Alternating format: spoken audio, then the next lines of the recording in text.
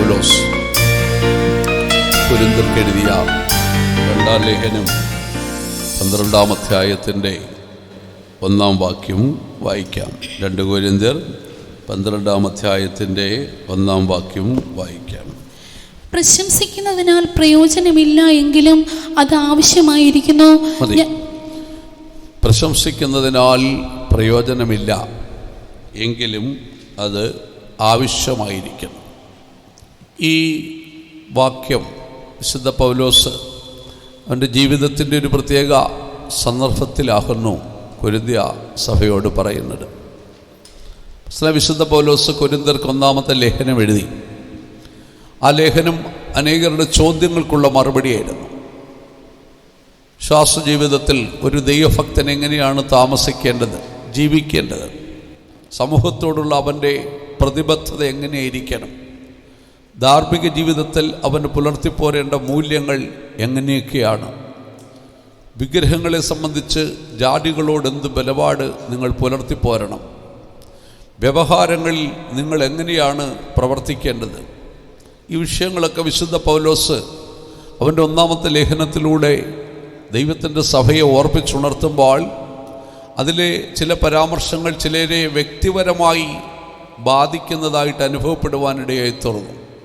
ആകയാൽ പൗലോസിൻ്റെ ലേഖനം കൊരിന്ത്യ സഭയിൽ അല്പമല്ലാത്ത ചില കലക്കങ്ങൾക്ക് വഴിവെക്കുകയും പൗലോസിൻ്റെ അപ്പോസ്തലത്വത്തെ തന്നെ ചോദ്യം ചെയ്തുകൊണ്ട് ചിലർ അവന് വിരോധമായി എഴുന്നേൽക്കുവാനും ഇടയായി തീർന്നു. ഈ സന്ദർഭത്തിലാണ് പൗലോസിൻ്റെ 2-ാം ലേഖനം കൊരിന്ത്യ സഭയ്ക്ക് എഴുതുന്നത്. പൗലോസ് അപ്പോസ്തലൻ്റെ 2-ാം ലേഖനത്തിൽ തൻ്റെ അപ്പോസ്തലത്വത്തെ ഉറപ്പിച്ചുകൊണ്ട് അതിശ്രേഷ്ഠതയുള്ള അപ്പോസ്തലന്മാരിൽ ഒട്ടും കുറഞ്ഞവനല്ല ഞാൻ എന്ന് പറഞ്ഞുകൊണ്ട് പൗലോസ് തന്നിലൂടെയുള്ള ദൈവിക ഇടപെടലുകളെക്കുറിച്ച് കൊരിന്ത്യ സഭയെ ഓർപ്പിച്ചുണർത്തുമ്പോഴാകുന്നു 12-ാം അധ്യായത്തിൽ നമ്മൾ കാണുന്ന വാക്യത്തിൽ പൗലോസ് പറയുകയാണ്, പ്രശംസിക്കുന്നതിനാൽ പ്രയോജനമില്ല എങ്കിലും അത് ആവശ്യമായിരിക്കുന്നു. ഇത് പറഞ്ഞിട്ട് പറയുകയാണ്, ഞാൻ വായിച്ചാട്ടെ, ഞാൻ കർത്താവിൻ്റെ ദർശനങ്ങളെയും വെളിപ്പാടുകളെയും കുറിച്ച് പറവാൻ പോകും. ഞാൻ കർത്താവിൻ്റെ ദർശനങ്ങളെയും വെളിപ്പാടുകളെയും കുറിച്ച് പറയുവാൻ പോകുന്നു. ഇത് പറഞ്ഞിട്ട് പൗലോസ് താഴോട്ട് പറയുമ്പോൾ, ക്രിസ്തുവിലുള്ള ഒരു മനുഷ്യനെ ഞാൻ അറിയുന്നു. ഏതാണ്ട് 14 സംവത്സരം മുമ്പേ അവൻ 3-ാം സ്വർഗത്തോളം എടുക്കപ്പെട്ടു. ശരീരത്തോടു കൂടെയോ ശരീരം കൂടാതെയോ എന്ന് ഞാൻ അറിയുന്നില്ല. എന്നാൽ ആ മനുഷ്യൻ പരദീസയോളം എടുക്കപ്പെട്ടുവെന്ന് ഞാൻ അറിയുന്നു. മനുഷ്യർക്ക് ഉച്ചരിപ്പാൻ പാടില്ലാത്തതും പറഞ്ഞുകൂടാത്തതുമായ വാക്കുകളെ സംസാരിക്കുന്നത് ഞാൻ കേട്ടു. ഇത്രയും പൗലോസ് പറയുകയാണ് ചെയ്യുന്നത്. 3-ാം സ്വർഗത്തോളം പരദീസയോളം പൗലോസ് എടുക്കപ്പെട്ടതായ ആ സംഭവത്തെക്കുറിച്ച് പറയുമ്പോൾ അത് പൗലോസ് ഞാൻ കണ്ടു, ഞാൻ 3-ാം സ്വർഗത്തിലേക്ക് കടന്നുപോയി, പരദീസയിലേക്ക് കടന്നുപോയി എന്നല്ല പൗലോസ് പറയുന്നത്. ക്രിസ്തുവിലുള്ള ഒരു മനുഷ്യനെ ഞാൻ അറിയുന്നു. ആ മനുഷ്യൻ 3-ാം സ്വർഗത്തോളം എടുക്കപ്പെട്ടു, പരദീസയോളം എടുക്കപ്പെട്ടു. ശരീരത്തോടു കൂടെയോ ശരീരം കൂടാതെയോ എന്ന് ഞാൻ അറിയുന്നില്ല. പൗലോസിൻ്റെ വ്യക്തിപരമായ ജീവിതത്തിൽ ഈ ലേഖനം എഴുതുന്നതിന് 12 സംവത്സരം മുമ്പുണ്ടായ ഒരു സംഭവത്തിൻ്റെ പശ്ചാത്തലത്തിലാണ് കൊരിന്ത്യ സഭയ്ക്ക് ഈ ലേഖനം എഴുതിയിരിക്കുന്നത്. ലുസ്ത്രയിൽ വെച്ച് അമ്മയുടെ ഗർഭത്തിൽ വെച്ച് മുടന്തനായ ഒരു മനുഷ്യനെ അവിടെ വെച്ച് സുവിശേഷം അറിയിക്കുമ്പോൾ സുവിശേഷം കേട്ടുകൊണ്ടിരിക്കുന്ന ആ മനുഷ്യൻ്റെ ദാഹം മനസ്സിലാക്കിയിട്ട് പൗലോസ് അവനോട് പറഞ്ഞു, യേശുവിൻ്റെ നാമത്തിൽ എഴുന്നേറ്റ് നടക്ക എന്ന്. അവൻ്റെ വിശ്വാസം ഹേതുവായി ജനിച്ചിട്ട് ഇന്ന് വരെ നടന്നിട്ടില്ലാത്ത മുടന്തനായ മനുഷ്യൻ ചാടി എഴുന്നേറ്റ് നടക്കുവാൻ തുടങ്ങി. ആ വാർത്ത ദേശത്തെല്ലായിടത്തും പ്രസിദ്ധമായപ്പോൾ അതിനടുത്തൊരു ഹൈന്ദവ ക്ഷേത്രം, ഇന്ദ്രക്ഷേത്രമുണ്ടായിരുന്നു. ആ ഇന്ദ്രക്ഷേത്രത്തിലെ പൂജാരിമാരെ ദേവന്മാർ മനുഷ്യരൂപത്തിൽ നമ്മുടെ അടുക്കൽ ഇറങ്ങി വന്നിരിക്കുന്നുവെന്ന് പറഞ്ഞിട്ട് പൗലോസിനെയും ബർന്നബാസിനെയും ഹാരാർപ്പണം നടത്തുവാനും പൂമാലകളിട്ട് സ്വീകരിക്കുവാനും തുടങ്ങുകയാണ്. ഈ സന്ദർഭത്തിൽ പൗലോസ് ബർന്നബാസും പുരുഷാരത്തിൻ്റെ ഇടയിലേക്ക് കടന്നു എന്നിട്ട് പറഞ്ഞു, സഹോദരന്മാരായ പുരുഷന്മാരെ, നിങ്ങൾ ഈ ചെയ്യുന്നതുണ്ട്. നിങ്ങൾ ഈ വ്യർത്ഥകാര്യങ്ങളൊക്കെ വിട്ട് ആകാശഭൂമി അതിലുള്ളതൊക്കെയും ഉണ്ടാക്കിയ ദൈവത്തെ നമസ്കരിക്കണം എന്ന് പറഞ്ഞ് കർത്താവ് യേശുക്രിസ്തുവിനെ കുറിച്ചുള്ള സുവിശേഷം അവരോട് അറിയിച്ചുകൊണ്ടിരിക്കുമ്പോൾ അന്ത്യോക്യയിൽ നിന്നും ഇക്കോന്യയിൽ നിന്നും വന്ന ചില യഹൂദന്മാർ പുരുഷാരത്തെ ഇളക്കിയിട്ട് ഇവർ മതഭേദങ്ങളെ, നാശകരമായ മതഭേദങ്ങളെ നുഴയിച്ച് സത്യത്തിന് വിരോധമായി ഫോഷ്കു പറയുന്നവരാകുന്നുവെന്ന് പറഞ്ഞ് ജനത്തിൻ്റെ ഇടയിൽ കലാപമുണ്ടാക്കുവാനും അവരെ കല്ലെറിയുവാനും തുടങ്ങി. അങ്ങനെ പൗലോസ് കല്ലേറുകൊണ്ട് പൗലോസ് വീണിട്ട് അവിടെ നമ്മൾ വായിക്കുന്ന പൗലോസിനെ മരിച്ചവനായി കാണപ്പെടുകയാണ്. അവൻ മരിച്ചുവെന്ന് നിരൂപിച്ച് അവനെ വലിച്ചിഴച്ച് പട്ടണത്തിൻ്റെ പുറത്തേക്ക് കൊണ്ടുപോയി കളഞ്ഞു. അവിടെ പൗലോസ് കിടക്കുമ്പോൾ പൗലോസിൻ്റെ ശിഷ്യന്മാർ അവൻ്റെ ചുറ്റും കൂടി നിൽക്കെ പൗലോസ് എഴുന്നേറ്റ് വീണ്ടും പോയി സുവിശേഷം പ്രസംഗിച്ചതായി കാണുന്നു. ഈ സംഭവത്തിൽ നമുക്ക് മനസ്സിലാക്കുവാൻ സാധിക്കുന്നത്, ഒരു മനുഷ്യൻ്റെ വലിച്ചിഴച്ച് പട്ടണത്തിന് പുറത്തു കൊണ്ടുപോയി മരിച്ചവനെന്ന് നിരൂപിച്ചു കൊണ്ടുപോയി കളഞ്ഞുവെന്ന് പറയുമ്പോൾ, ജീവനുള്ള ഏത് മനുഷ്യനെയും വലിച്ചിഴയ്ക്കുമ്പോൾ അവനൊന്ന് ഞരങ്ങുവാനോ തന്നിൽ ജീവനുണ്ടെന്ന് വെളിപ്പെടുത്തുവാനോ തക്കവണ്ണം അവനെ വേദന വെളിപ്പെടുത്തും. പക്ഷേ കെട്ടിവലിച്ച് പുറത്തു കൊണ്ടുപോയി ഒരു മനുഷ്യനെ കളയുമ്പോൾ, ഒരു തെരുവുനായെ വലിച്ചിഴച്ചു കൊണ്ടുപോകുന്നത് പോലെ ഒരു മനുഷ്യനെ വലിച്ചിഴച്ചു കൊണ്ടുപോയി പട്ടണത്തിൻ്റെ പുറത്ത് കൊണ്ടുപോയി കളയുമ്പോൾ, മരിച്ചുവെന്ന് നിരൂപിച്ചുവെന്ന് പറയുമ്പോൾ അതിൻ്റെ അർത്ഥം പൗലോസ് യഥാർത്ഥത്തിൽ അവിടെ മരിച്ചിരുന്നു. പൗലോസിലൊരു മരണം അവിടെ സംഭവിച്ചിരുന്നു. എന്നാൽ പട്ടണത്തിൻ്റെ പുറത്ത് വെച്ച് അവൻ്റെ ശിഷ്യന്മാർ അവൻ്റെ ചുറ്റും കൂടി നിന്ന് പ്രാർത്ഥിച്ചപ്പോൾ പൗലോസിലേക്ക് ജീവൻ കടന്നു വന്നിട്ട് പൗലോസ് എഴുന്നേറ്റ് നിൽക്കുകയാണ് ചെയ്തത്. ഈ സന്ദർഭത്തെ നമുക്ക് ആധുനിക വൈദ്യശാസ്ത്രത്തോട് ബന്ധപ്പെടുത്തി പഠിക്കുമ്പോൾ ഒരു ക്ലിനിക്കൽ ഡെത്ത് എന്ന് നമുക്ക് പറയാൻ സാധിക്കും. ഇന്ന് നിയർ ഡെത്ത് എക്സ്പീരിയൻസിനെ കുറിച്ച് ഒരുപാട് അനുഭവങ്ങൾ നമുക്ക് പുസ്തകങ്ങളിലൂടെയും ശാസ്ത്രശാഖയിലൂടെയും പാരാസൈക്കോളജിയിലൂടെയൊക്കെ നമുക്ക് പഠിക്കുവാൻ സാധിക്കുന്നുണ്ട്. ഇവിടെ ഒരു നിയർ ഡെത്ത് എക്സ്പീരിയൻസ് ആണ് പൗലോസിന് സംഭവിച്ചത്. പൗലോസ് ആക്ച്വലി മരിച്ചു. പൗലോസിൻ്റെ ശരീരത്തിൽ നിന്നും അവൻ്റെ ആത്മാവ് വേർപെട്ട് പൗലോസിൻ്റെ ആത്മാവ് മൂന്നാം സ്വർഗത്തിലേക്ക് പറുദീസായിലേക്ക് കടന്നുപോയി.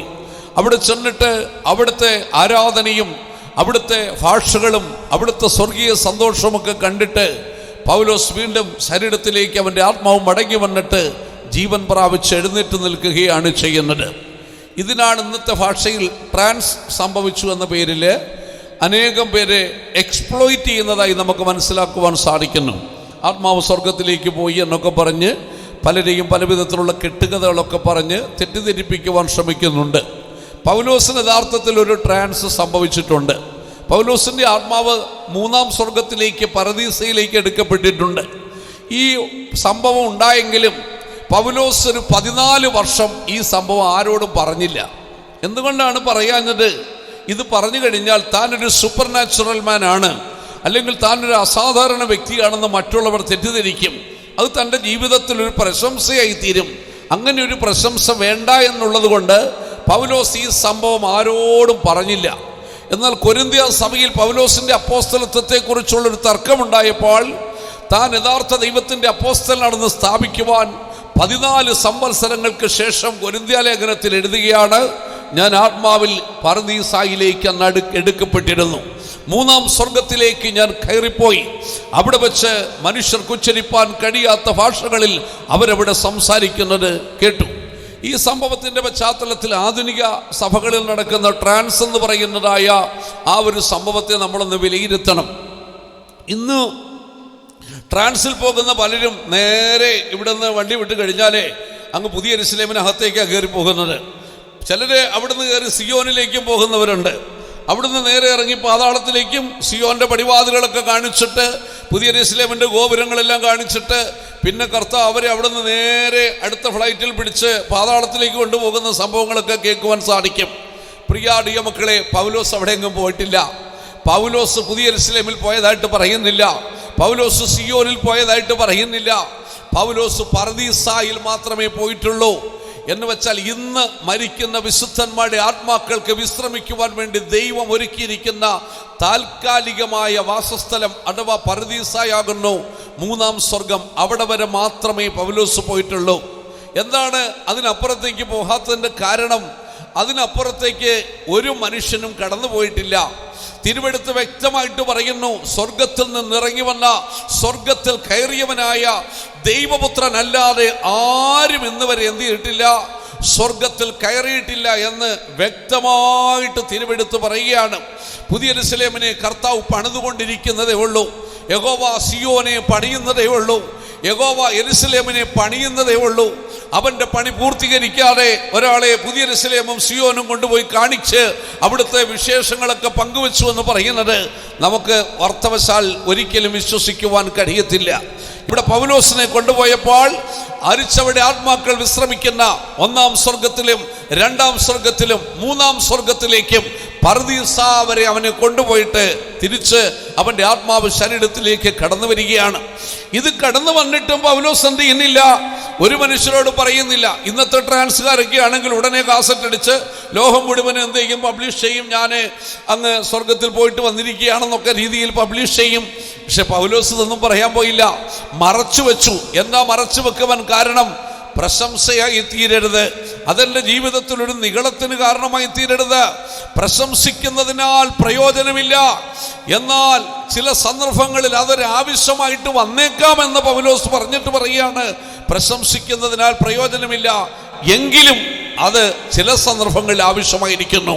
അതുകൊണ്ട് ഞാൻ പറയുകയാണ്, ഞാൻ ചില ദർശനങ്ങളെക്കുറിച്ചും വെളിപ്പാടുകളെക്കുറിച്ചും നിങ്ങളോട് പറയാൻ പോവുകയാണ്. ഞാൻ ആ ഭാഗം വായിക്കുമ്പോൾ പൗലോസിൻ്റെ ആത്മീക വീക്ഷണത്തിൻ്റെ ആഴം പലപ്പോഴും ഞാൻ മനസ്സിലാക്കാറുണ്ട്. പൗലോസ് എന്തുകൊണ്ട് പർദീസായിൽ പോയിട്ട് 14 വർഷം ഈ സംഭവം പുറത്തു പറയാതെ അവനിൽ തന്നെ മറച്ചു വെച്ചു എന്ന് വെച്ചു കഴിഞ്ഞാൽ അവൻ അത്രത്തോളം ദൈവത്തെ ഭയപ്പെട്ടു, അവൻ്റെ ജീവിതത്തെ ഭയപ്പെട്ടു. ഒരു പ്രശംസയ്ക്ക് എന്നിൽ ഹേതുവുണ്ടാകരുത്. ഞാൻ പർദീസായിൽ പോയി എന്ന് ഞാൻ പറയുമ്പോൾ അതെന്നിൽ ഒരു ആത്മീക നിഗളത്തിന് ഹേതുവായി തീരരുത്. അത് സംഭവിക്കാതിരിക്കാൻ പൗലോസ് അവിടെ മറച്ചു വെക്കുന്നത് നമുക്ക് കാണുവാൻ സാധിക്കുന്നു. പ്രിയ മക്കളെ, ഞാൻ ആ വിഷയത്തിൻ്റെ ആ ഭാഗം അവിടെ അവസാനിപ്പിക്കുകയാണ്. പൗലോസ് പറഞ്ഞ ആ ഒരൊറ്റ പോയിന്റിലേക്ക് നമുക്ക് ശ്രദ്ധയെ കൊണ്ടുവരാം. പൗലോസ് എന്താണ് പറയുന്നത്? പ്രശംസിക്കുന്നതിനാൽ പ്രയോജനം ഇല്ല, എങ്കിലും അത് ആവശ്യമായിരിക്കണം. നമ്മുടെ ആത്മീക ജീവിതത്തിൽ നമ്മൾ പ്രശംസിക്കരുത് ഒന്ന്, എന്നാൽ ചില വിഷയങ്ങളുടെ പുറത്ത് നമ്മൾ പ്രശംസിക്കേണ്ടത് ആവശ്യമാണ്. ഏതൊക്കെ വിഷയങ്ങളിലാണ് നമ്മൾ പ്രശംസിച്ചു കൂടാത്തത്, ഏതൊക്കെ വിഷയങ്ങളിലാണ് നമ്മൾ പ്രശംസിക്കേണ്ടത്? ഈ 2 വിഷയങ്ങളെക്കുറിച്ച് ദൈവത്തിൻ്റെ വചനം പഠിക്കുമ്പോൾ നമുക്ക് ചില കാര്യങ്ങൾ ധ്യാനിക്കുവാനിടയായി തീരട്ടെ. വിശുദ്ധ പൗലോസ് കൊരിന്ത്യർക്ക് എഴുതിയ 1-ാം ലേഖനത്തിലേക്ക് വരുമ്പോൾ അതിൻ്റെ 29-ാം വാക്യത്തിലേക്ക് നമുക്ക് ശ്രദ്ധയെ കൊണ്ടുപോകാം.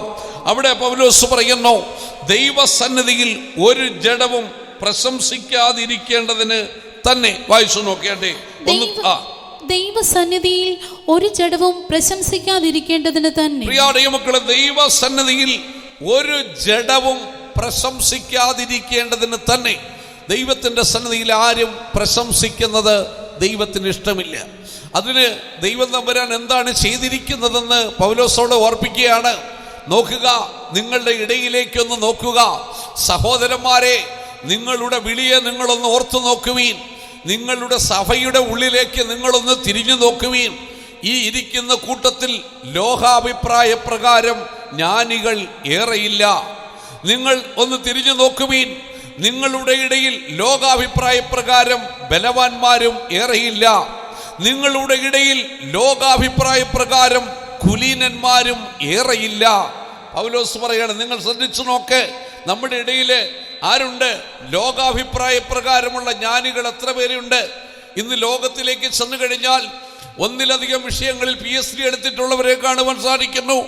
എത്രയോ ബിരുദാനന്തര ബിരുദങ്ങൾ വാങ്ങിച്ചു കൂട്ടിയിട്ടുള്ളവരെ കാണുവാൻ സാധിക്കുന്നു. റിസർച്ച് ഫെലോസിനെ കാണുവാൻ സാധിക്കുന്നു. IAS-കാരെ IPS-കാരെ കാണുവാൻ സാധിക്കുന്നു.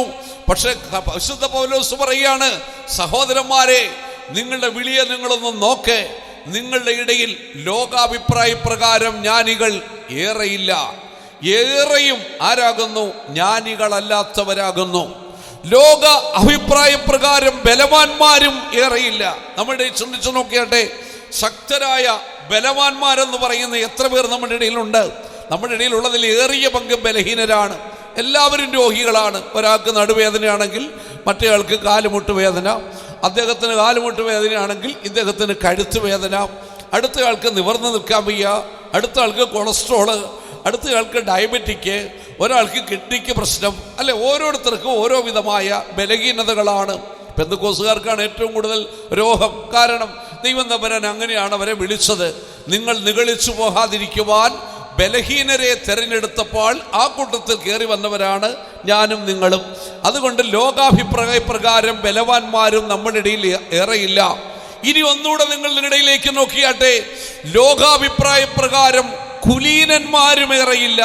നമുക്ക് കുലീനത്വം പറയുവാൻ എന്തുണ്ട്? പാരമ്പര്യം പറയുവാൻ എന്തുണ്ട്? നമുക്ക് അങ്ങേയറ്റത്തെ പാരമ്പര്യം പറഞ്ഞാൽ പറയും പാസ്റ്റർ പോളാണ് എന്നെ സ്ഥാനപ്പെടുത്തിയെന്ന് പറയും. അതാണ് നമ്മുടെ അങ്ങേയറ്റത്തെ പാരമ്പര്യം. നമുക്ക് പകലോ മറ്റോ പറയാനില്ല, ശങ്കരപുരി പറയാനില്ല, കള്ളി പറയാനില്ല, കള്ളിയാങ്കർ പറയുവാനില്ല. ഭാരതത്തിലെ പൗരാണികമായ ബ്രാഹ്മണ കുടുംബങ്ങളിൽ നിന്ന് രക്ഷിക്കപ്പെട്ടു വന്ന പാരമ്പര്യങ്ങളൊന്നും നമുക്ക് അവകാശപ്പെടുവാനില്ല, അല്ലേ? നമുക്ക് അന്ത്യോക്യയിലെ പാരമ്പര്യമില്ല, നമുക്ക് റോമിലെ പാരമ്പര്യം പറയാൻ സാധിക്കത്തില്ല, നമുക്കിതൊന്നുമില്ല. നിങ്ങൾ നോക്കിക്കേ, കുലീനന്മാരും ഏറെയില്ല. നമ്മുടെ ഇടയിലൊക്കെ ഉള്ളത് ആരാണ്? സാധുക്കളായ മനുഷ്യർ. നമ്മുടെ ഇടയിലുള്ളത് ആരാണ്? അഭ്യസ്ത വിദ്യരല്ലാത്ത മനുഷ്യർ. നമ്മുടെ ഇടയിലുള്ളവർ ആരാണ്? ബലഹീനരും രോഗികളായ മനുഷ്യർ. എന്തിനു വേണ്ടിയാണ് ദൈവം തമ്പുരാൻ ഇങ്ങനെ തൻ്റെ സഭയെ പണിതത്? വിശുദ്ധ പൗലോസ് പറയുന്നു, ലോകത്തിൻ്റെ ജ്ഞാനികളെ ലജ്ജിപ്പിക്കുവാൻ ദൈവം ഭോഷത്വമായി ഇതിനെ തെരഞ്ഞെടുത്തു. ലോകത്തിലെ ബലവാന്മാരെ ലജ്ജിപ്പിക്കുവാൻ ദൈവം ബലഹീനമായി ഇതിനെ തെരഞ്ഞെടുത്തു. ഉണ്ടെന്ന് പറയുന്നവരെ ഇല്ലായ്മയാക്കി തീർക്കുവാൻ കുലഹീനരും നികൃഷ്ടരും ഏതുമില്ലാത്തതിനെയും ദൈവം തെരഞ്ഞെടുത്തു. എന്തിനു വേണ്ടി? ദൈവത്തിൻ്റെ സന്നദ്ധിയിൽ ഒരു ജഡവും പ്രശംസിക്കരുത്. പ്രിയ മക്കളെ, ദൈവസന്നിധിയിൽ ഒരു ജഡവും പ്രശംസിക്കാതിരിക്കുവാൻ. അതുകൊണ്ട് പളുകൾ സഭയിലെ വിശ്വാസികളെ നിങ്ങൾ മനസ്സിലാക്കിക്കോ, ദൈവസന്നിധിയിൽ ഒരു ജഡവും പ്രശംസിക്കരുത്.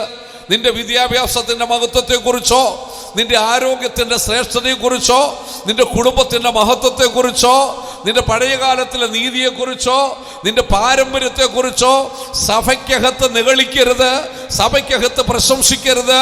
ദൈവത്തിനത് ഇഷ്ടമില്ല. അതുകൊണ്ടാണ് സമൂഹത്തിൽ ഏറ്റവും പാവപ്പെട്ടവരെയും ഏറ്റവും ദരിദ്രരെയും ഏതുമില്ലാത്തവരെയും കുലഹീനരെയും ഒരു കാലത്ത് നികൃഷ്ടരായി ജീവിച്ചവരെയും ബലഹീനരെയും വിദ്യാഭ്യാസമില്ലാത്ത വിദ്യാവിഹീനരെയും ദൈവം തമ്പുരാൻ വിളിച്ച് മാർഗത്തിലേക്ക് കൊണ്ടുവന്നതിൻ്റെ കാരണം ദൈവസന്നിധിയിൽ ഒരു ജഡവും എന്ത് ചെയ്യരുത്? പ്രശംസിക്കരുത്. ഇങ്ങനെയൊക്കെ കൊണ്ടുവന്നിട്ട് ഇതിനകത്ത് കിടന്ന് ഞൊളയുന്ന പുള്ളികളുണ്ട്. മനസ്സിലായല്ലേ? ഇത്രയൊക്കെ ആയിട്ട് പോലും ഇതിനകത്ത് പ്രശംസിക്കുന്നവരുണ്ട്. നിങ്ങൾ ചിന്തിച്ചു നോക്കിക്കേ. അപ്പോൾ ആത്മീയ വെളിപ്പാട് എത്രമാത്രമുണ്ടെന്ന് ചിന്തിക്കണം. നമുക്കൊന്നും പ്രശംസിക്കുവാനില്ല. അതുകൊണ്ട് നമ്മളൊന്നിലും പ്രശംസിക്കുന്നവരാവരുത്. നമ്മുടെ പാരമ്പര്യങ്ങളിലോ കുലീനത്വങ്ങളിലോ പിന്നെ നമ്മുടെ പഴയകാലങ്ങളിലെ നീതി പ്രവർത്തികളിലോ ഒന്നും പ്രശംസിക്കേണ്ട. നമ്മുടെ പലരുടെയും പൂർവ്വകാല ചരിത്രം ഒന്ന് എഴുതി വെച്ച് നോക്കിക്കേ. പരമാർത്ഥമായിട്ട് നീതിപൂർവമായിട്ട് പൂർവ്വകാല ചരിത്രം എഴുതി വെച്ച് കഴിഞ്ഞാൽ പലരും നികൃഷ്ടന്മാരാണ്. ദൈവത്തിൻ്റെ സന്നിധിയുടെ പടിവാതിൽക്കൽ വരാൻ ഒരു യോഗ്യതയില്ലാത്തവരാണ്. സമൂഹത്തിൽ ഹീനമായി ജീവിച്ചവരാണ്. മദ്യത്തിന് മയക്കുമരുന്നിന് അടിമപ്പെട്ടവരായിരുന്നു. ദുർമാർഗികളായിരുന്നു. കരുണാസമ്പന്നനായ ദൈവമോ നമ്മെ സ്നേഹിച്ച മഹാസ്നേഹ നിമിത്തം പാപികളായിരുന്ന നമ്മെ കർത്താവ് കണ്ട് തൻ്റെ സ്നേഹസ്വരൂപനായ പുത്രൻ്റെ രാജ്യത്തിലേക്ക് കൊണ്ടുവന്നു.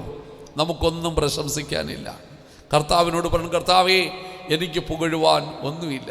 എത്ര മക്കൾക്കത് പറയാൻ സാധിക്കും? പ്രശംസിക്കുന്നതിനാൽ പ്രയോജനമില്ല. ആകയാൽ പ്രിയ മക്കളെ, നമുക്കൊന്നിലും പ്രശംസിക്കുവാനില്ല. ഒരു സുവിശേഷ പ്രവർത്തകൻ എന്ന നിലയിൽ ഞാൻ സുവിശേഷം അറിയിക്കുമ്പോൾ, പ്രസംഗിക്കുമ്പോൾ എനിക്ക് അതിൽ പ്രശംസിക്കുവാനില്ല. ഞാൻ ഇന്നടുത്ത് പോയി പ്രസംഗിച്ചു, ഇന്ന പ്രസംഗം ഞാൻ പ്രസംഗിച്ചു, ഇതൊന്നും എനിക്ക് പ്രശംസിക്കുവാനില്ല.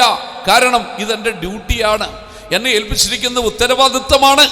അതാണ് കൊരിന്ത്യർക്കെഴുതിയ ലേഖനം 9-ാം അധ്യായത്തിന്റെ 16-ാം വാക്യത്തിലേക്ക് വരുമ്പോൾ വിശുദ്ധ പൗലോസ് പറയുകയാണ്, സുവിശേഷം അറിയിക്കുന്നതിൽ എനിക്ക് പ്രശംസിക്കുവാൻ ഇല്ല, മറിച്ച് അതെന്റെ ഉത്തരവാദിത്വമാണ്. നിർബന്ധം എൻ്റെ തലമേൽ കിടക്കുന്നു. ഞാനത് ചെയ്തില്ലെങ്കിൽ എനിക്ക് അയ്യോ കഷ്ടം. എൻ്റെ ഉത്തരവാദിത്വമാണ് സുവിശേഷം അറിയിക്കുക എന്ന് പറയുന്നത്, അല്ലേ? ഞാൻ സുവിശേഷം പ്രസംഗിച്ചു എന്ന് പറഞ്ഞ് ഞാൻ ബോസ്റ്റ് ചെയ്യുന്നതിനകത്ത് എന്താ അർത്ഥം? ഞാൻ ഇത്ര പേരോട് സുവിശേഷം പറഞ്ഞിട്ടുണ്ട്, ഞാൻ ഇന്നടുത്ത് പോയി പ്രസംഗിച്ചു, ഞാൻ അങ്ങനെ ചെയ്ത് പ്രസംഗിച്ചു. ഇങ്ങനെ ആരെങ്കിലും പ്രശംസിക്കുന്നെങ്കിൽ പ്രിയാടിയ മക്കളെ, അത് പിശാചിൻ്റെ തന്ത്രമാണ്, പിശാചിൻ്റെ തന്ത്രമാണ്. ഞാനൊരിക്കലും ആലപ്പുഴ കൺവെൻഷന് പ്രസംഗിച്ചിട്ട് സ്റ്റേജിൽ നിന്ന് ഇങ്ങോട്ട് ഇറങ്ങി വരുമ്പോൾ ആലപ്പുഴയിൽ യുണൈറ്റഡ് പെന്തക്കോസ്റ്റ് എന്ന് പറയുന്നൊരു ഗ്രൂപ്പുണ്ട്. അവിടുത്തെ എല്ലാ പെന്തക്കോസ്റ്റുകാരുടെ ചേർന്നുള്ളൊരു സംഘടന യുണൈറ്റഡ് പെന്തക്കോസ്റ്റ്. നമ്മുടെ ചർച്ച അതിനകത്ത് യുണൈറ്റഡിനകത്തുണ്ട്. സെമിത്തേരിയൊക്കെ പങ്കുവെക്കുന്നത് ഒരുമിച്ചാണ്. അപ്പോൾ ഈ യുണൈറ്റഡ് പെന്തക്കോസ്റ്റിൻ്റെ ഭാരവാഹികളായ പാസ്റ്റേഴ്സും ഈ കൺവെൻഷനിൽ പങ്കെടുത്തിട്ടുണ്ടായിരുന്നു. ഞാൻ പ്രസംഗിച്ചിട്ടിറങ്ങുമ്പോൾ അതിൻ്റെ ചെയർമാൻ എൻ്റെ അടുക്കൽ വന്നിട്ട് പറഞ്ഞു, പാസ്റ്റേ പ്രസംഗം നല്ലതാണെന്ന് ഞാൻ പറയത്തില്ല. ഞാൻ പറഞ്ഞു, പറയണ്ട. അത് എന്തുകൊണ്ടാണ് പറയാത്തതെന്ന് അറിയാമോ പാസ്റ്റർക്ക്? ഞാൻ പറഞ്ഞില്ല. അത് ഞാൻ ഒരാളോട് പറഞ്ഞു. എന്ത് പറഞ്ഞു? പ്രസംഗിച്ചിട്ടിറങ്ങിയും പറഞ്ഞു, നല്ല പ്രസംഗമായിരുന്നു എന്ന് പറഞ്ഞപ്പോൾ ആ പുള്ളി മുഖത്തടിച്ച് എന്നോട് പറയുകയാണ്, അത് അല്പം മുമ്പേ സാത്താൻ എൻ്റെ അടുക്ക് വന്ന് പറഞ്ഞിട്ട് പോയതേ ഉള്ളെന്ന് പറഞ്ഞു. മനസ്സിലായല്ലോ? അതിനുശേഷം പിന്നെ ഞാൻ പറഞ്ഞിട്ടില്ല. അപ്പോൾ നല്ലതാണെന്ന് പറഞ്ഞ് പ്രശംസിപ്പിച്ച നിഗളത്തിലേക്ക് കൊണ്ടുപോകുന്ന ആട് ജോലിയാണ് സാത്താൻ്റെ ജോലിയാണ്. നമുക്കതിലൊന്നും പ്രശംസിക്കുവാനില്ല. പ്രിയ മക്കളെ, സുവിശേഷം അറിയിക്കുന്നതിൽ നമുക്ക് പ്രശംസിക്കുവാനില്ല. നമ്മുടെ ആത്മീയ ജീവിതത്തിൽ ഒന്നിലും നമ്മൾ നിഗളിക്കുന്നവരാവരുത്. നിഗളിച്ചു കഴിഞ്ഞാൽ എന്താണ് സംഭവിക്കുന്നത്? സദൃശവാക്യം 27-ന്റെ 21-ാം വാക്യത്തിലേക്ക് വരുമ്പോൾ അവിടെ പറയുന്നു, 27-ന്റെ 21-ാം വാക്യം വായിച്ചാട്ടെ. വെള്ളിക്ക് പുടവും പൊന്നിന് മൂശയും ശോധന, മനുഷ്യനോ അവന്റെ പ്രശംസ. മനുഷ്യന് അവന്റെ പ്രശംസയാകുന്നു ശോധന എന്ന് പറഞ്ഞിരിക്കുന്നത്. പൊന്നിന് പുടവും വെള്ളിക്ക് മൂശയുമാണ് ശോധനയ്ക്ക് ഉപയോഗിക്കുന്നതെങ്കിൽ ഒരു മനുഷ്യനെ ശോധന ചെയ്യുവാൻ ഉപയോഗിക്കുന്നത് അവന്റെ പ്രശംസയാണ്, അവന്റെ നിഗളമാണ്. ഏതിലാണോ അവൻ പ്രശംസിക്കുന്നത് അതിൽ അവൻ ശോധന ചെയ്യപ്പെടും എന്നുള്ളത് ഉറപ്പാണ്. പൊന്നിന് പുടമാണ് ശോധനയ്ക്ക് ഉപയോഗിക്കുന്നതെങ്കിൽ, വെള്ളിക്ക് മൂശയാണ് ശോധനയ്ക്ക് ഉപയോഗിക്കുന്നതെങ്കിൽ, മനുഷ്യനെ ശോധന ചെയ്യുവാൻ ഉപയോഗിക്കുന്നത് അവൻ്റെ പ്രശംസയാണ്. അതുകൊണ്ടാണ് പല സഭകളിലും ഞാൻ യോഗത്തിൽ ദൈവമക്കളോട് ഓർപ്പിക്കാറുണ്ട്, നമ്മൾ ഒന്നിലും പ്രശംസിക്കുന്നവരാവരുത്. ചിലർ സഭായോഗങ്ങളിൽ പ്രശംസിക്കും, സാക്ഷി പറയുമ്പോൾ പ്രസംഗിക്കും. ഞാനിന്നും രാത്രി 2 മണിക്ക് എഴുന്നേറ്റ് ദൈവസന്നിധിയിൽ ഇരുന്ന് കരഞ്ഞ് പ്രാർത്ഥിക്കാറുണ്ട്. പ്രാർത്ഥിച്ചോ? പക്ഷെ നീ എന്തിനാ പൊതുവിൽ പറയുന്നുണ്ട്? ഞാനിന്ന് 3 മണിക്ക് എഴുന്നേറ്റ് എല്ലാ വിശുദ്ധന്മാർക്കും വേണ്ടി പ്രാർത്ഥിക്കാറുണ്ട്. പ്രാർത്ഥിച്ചോ? പക്ഷെ നീ അതൊരിക്കലും അതിൻ്റെ പേരിൽ എന്ത് ചെയ്യരുത്? പ്രശംസിക്കരുത്. ഞാൻ ഇന്ന് വരെയും വിശ്വാസത്തിൽ വന്നിട്ട് ഒരു പാരസെറ്റമോൾ പോലും കഴിച്ചിട്ടില്ല. നല്ലത്. പക്ഷെ നീ അതിൻ്റെ പേരിൽ എന്ത് ചെയ്യരുത്? പ്രശംസിക്കരുത്. നമ്മുടെ പ്രതിഷ്ഠയിൽ പ്രശംസിക്കരുത്, നമ്മുടെ വിശുദ്ധിയിൽ പ്രശംസിക്കരുത്, നമ്മുടെ പ്രാർത്ഥനാ ജീവിതത്തിൽ പ്രശംസിക്കരുത്. ഒന്നിലും നമ്മൾ പ്രശംസിക്കുന്നവരാവരുത്. കാരണം നാളെ ഈ പ്രശംസയായിരിക്കും നാളെ നമുക്ക് ശോധന, നമുക്ക് പരീക്ഷയായി തീരുന്നത്. എനിക്കറിയാം, ഞാനൊരു സഭയിലിരിക്കുമ്പോൾ ഒരു വിശ്വാസി അപ്പച്ചൻ എഴുന്നേറ്റ് സാക്ഷി പറയും, ഇത്ര വർഷമായി ഞാൻ ഇന്ന് വരെ ഒരു വിക്സ് പോലും എൻ്റെ ദേഹത്ത് തേച്ചിട്ടില്ല. പക്ഷെ സംഭവിച്ചത് കുറച്ച് നാൾ കഴിയുമ്പോൾ പുള്ളിക്ക് ഉദരസംബന്ധമായ രോഗങ്ങളുണ്ടായി, മൂത്രം പോകാത്ത അവസ്ഥയായി, അതിവേദനയായി. എടുത്ത് ഹോസ്പിറ്റലിൽ കൊണ്ടുപോയി. അവിടെ ചെന്നിട്ട് മരണം വരെയും ആശുപത്രിയിൽ കിടന്നു. മരിച്ചു കഴിഞ്ഞിട്ട് ഡെഡ് ബോഡിയും ഹോസ്പിറ്റലിലെ മോർച്ചറിക്കകത്തായിരുന്നു. സകല പ്രശംസ ഉടഞ്ഞു, സകല നിഗളവും ഉടഞ്ഞു. എറണാകുളത്തൊരു വിശ്വാസ സഹോദരൻ, എനിക്കറിയാം, തനിക്ക് വലിയ പ്രശംസയായിരുന്നു. ആ പ്രശംസയിൽ തൻ്റെ കുടുംബത്തിലുള്ളവർ പോലും ആരെങ്കിലും എന്തെങ്കിലും ഒരു ചെറിയ മൂക്കിപ്പനി വരുമ്പോൾ, ഒരു ജലദോഷം വരുമ്പോൾ കാപ്പിയിട്ട് കുടിച്ചു കഴിഞ്ഞാൽ അതിനു പേരിൽ വിമർശിക്കുകയും ശാസിക്കുകയും ചെയ്യുമായിരുന്നു. പക്ഷെ ഈ പുള്ളിക്ക് കൊറോണ ബാധിച്ചു, രോഗം മൂർച്ഛിച്ചപ്പോൾ പതുക്കെ അടുത്തോട്ട് ചെന്നിട്ട് ഒരാൾ ചോദിച്ചു, വൈറ്റമിൻ ഗുളിക കഴിച്ചായിരുന്നെങ്കിൽ ഇതങ്ങ് മാറിയേനെ. അപ്പോൾ ഉടനെ ചോദിച്ചു, അത് കിട്ടാൻ ചാൻസ് ഉണ്ടോ? പിന്നെന്താ കൊണ്ടുവരാം. അപ്പോൾ വൈറ്റമിൻ ഗുളിക കഴിച്ചു. അടുത്ത് ചോദിച്ചു, ഇത് ഹോസ്പിറ്റലിൽ കൊണ്ടുപോയിരുന്നെങ്കിൽ ഒരു ദിവസം കിടന്നാൽ അങ്ങ് മാറിയനെ. ഓ, നമ്മളെ ആര് നോക്കാനാ? ഇപ്പോൾ മനസ്സിലായി സംഗതി വേണമെന്ന്. എടുത്ത് ഹോസ്പിറ്റലിൽ കൊണ്ടുപോയി. ഇപ്പം അവിടുത്തെ സ്ഥിരം പുള്ളിയാ പുള്ളി. പ്രിയ മക്കളെ, സകല പ്രശംസയും പോയി. നമ്മളൊന്നിലും പ്രശംസിക്കാൻ പോകരുതേ. മരുന്ന് എടുക്കുന്നില്ലെങ്കിൽ നല്ലതാ. ദൈവസന്നിധിയിൽ നമുക്കുള്ളതായ ദൈവത്തിൻ്റെ സന്നിധിയിൽ നമുക്ക് തേജസ്സായി തീരും. നമ്മുടെ വിശ്വാസത്തെ ദൈവം അംഗീകരിക്കും, മാനിക്കും. പക്ഷെ നമ്മളതിൽ പ്രശംസിക്കരുത്. പ്രാർത്ഥിക്കുന്നുണ്ടോ? നല്ലത്. പക്ഷേ പ്രശംസിക്കരുത്. പൊതുസഭയിൽ മറ്റുള്ളവരുടെ മുമ്പിൽ നിങ്ങൾക്ക് എന്തെങ്കിലും ഒരു വലിയ എക്സ്ട്രാ ഓർഡിനറി മാനാണെന്ന് നിങ്ങളെ വരുത്തി തീർക്കുവാൻ വേണ്ടി ഒരിക്കലും നിങ്ങളുടെ പ്രതിഷ്ഠയെക്കുറിച്ച് നിങ്ങൾ എന്ത് ചെയ്യരുത്? പ്രശംസിക്കരുത്. അത് നമ്മുടെ ജീവിതത്തിൽ നാളെ പരീക്ഷയ്ക്ക് ഹേതുവായി തീരും, ശോധനയായി തീരും. അതുകൊണ്ടാണ് പൗലോസ് സുവിശേഷം അറിയിക്കുന്നതിൽ പോലും ഞാൻ പ്രശംസിക്കുന്നില്ല. ഞാൻ പർദീസായിൽ പോയിട്ട് പോലും അത് പറയുന്നില്ല. പറഞ്ഞാൽ അതെൻ്റെ ജീവിതത്തിൽ ഒരു പ്രശംസയായി തീരും. പ്രിയ മക്കളെ, നമ്മുടെ ആത്മീയ ജീവിതത്തിൻ്റെ മൂല്യങ്ങളെ മുഴുവനും തകർത്ത് കളയുന്നത് നമ്മുടെ പ്രശംസയാകുന്നു. ആകയാൽ യാക്കോബിൻ്റെ ലേഖനത്തിലേക്ക് വരുമ്പോൾ 4-ാം അധ്യായത്തിൻ്റെ 16-ാം വാക്യത്തിൽ, യാക്കോബിൻ്റെ ലേഖനം 4-ാം അധ്യായത്തിൻ്റെ 16-ാം വാക്യത്തിലേക്ക് വരുമ്പോൾ അവിടെ നമ്മൾ വായിക്കുന്നു, ഈ വക പ്രശംസകളൊക്കെയും വ്യർത്ഥമാകുന്നു. വായിച്ചു നോക്കിയട്ടെ. നിങ്ങളോ വമ്പ് പറഞ്ഞു പ്രശംസിക്കുന്നു. അടുത്തത്, ഈ വക പ്രശംസ എല്ലാം ദോഷമാകുന്നു. നോക്ക്, നിങ്ങളോ വമ്പ് പറഞ്ഞു പ്രശംസിക്കുന്നു, ഈ വക പ്രശംസകളൊക്കെയും വ്യർത്ഥമാകുന്നു. പലരും വമ്പ് പറഞ്ഞ് പ്രശംസിക്കും. എന്താ വമ്പ് പറഞ്ഞ് പ്രശംസിക്കുന്നത്? ഞാൻ ആരാണെന്നറിയാമോ, ഞാൻ ഏത് കുടുംബത്തിലെയാണെന്നറിയാമോ, ഇതൊക്കെ പറഞ്ഞ് പ്രശംസിക്കുന്നവരുണ്ട്. കുടുംബം കാണുവാൻ ചെല്ലുമ്പോഴാണ് കുടുംബത്തിൻ്റെ അവസ്ഥ അറിയുന്നത്, അല്ലേ? ഒരാൾ ഒരിക്കൽ പറഞ്ഞു, ഒരു സുവിശേഷ വേലക്കാരി, നമ്മുടെ ബഹുമാനപ്പെട്ട സെൻട്രൽ പാസ്റ്റർ പറഞ്ഞതാണ്. എന്താണ്? ശ്വാസവനത്തിൻ്റെ മുറ്റം തൂക്കുവാൻ പറഞ്ഞപ്പോൾ, ഞാൻ ഇന്ന് വരെ ചൂല് പിടിച്ചിട്ടില്ല, ഞാൻ മുറ്റം തൂത്ത് ശീലിച്ചിട്ടില്ല എന്ന് പറഞ്ഞു. അപ്പോൾ ആ പാവപ്പെട്ട മദർ വിചാരിച്ചു, ഏതോ വലിയ കുടുംബത്തിൽ പിറന്ന കൊച്ചാ സുവിശേഷ വേലയ്ക്ക് വന്നതായിരിക്കും, ചൂലെടുത്തിട്ടില്ല, മുറ്റം തൂത്തിട്ടില്ല, അതിനെ കൊണ്ട് അറിയാത്ത പണി ചെയ്യിക്കണ്ട എന്ന് കരുതി ഒരു ദിവസം അതിൻ്റെ വീടിൻ്റെ വാതിൽക്കലൂടെ അവരൊരുമിച്ച് കടന്നു പോയപ്പോൾ, എന്നാൽ ഇവിടെ അല്ലേ നിൻ്റെ വീട്, ഒന്ന് കയറാമെന്ന് പറഞ്ഞ് കയറിയപ്പോഴാണ് കഥ അറിയുന്നത്, റെയിൽവേയുടെ പുറമ്പോക്കിലാണ് താമസിക്കുന്നത്, അവിടെ മുറ്റമില്ല. പിന്നെ എങ്ങനെയാണ് മുറ്റം തൂക്കുന്നത്? റെയിൽവേ പുറമ്പോക്കിൽ താമസിക്കുന്ന ആൾക്ക്, മുറ്റമില്ലാത്ത ആൾക്ക് അതുകൊണ്ട് മുറ്റം തൂത്തിട്ടില്ല. പറഞ്ഞപ്പോൾ വിചാരിച്ചത്, മുറ്റമൊന്നും തൂക്കാത്തവരാണെന്നാണ് വിചാരിച്ചത്. പ്രിയ മക്കളെ, നമുക്കൊന്നിലും പ്രശംസിക്കുവാനില്ല. വെറുതെ വമ്പ് പറഞ്ഞ് പ്രശംസിക്കുക. എൻ്റെ വീട്ടിൽ 7 ആനയുണ്ടായിരുന്നു. ഉണ്ട്. എവിടെയാണെന്നറിയാമോ?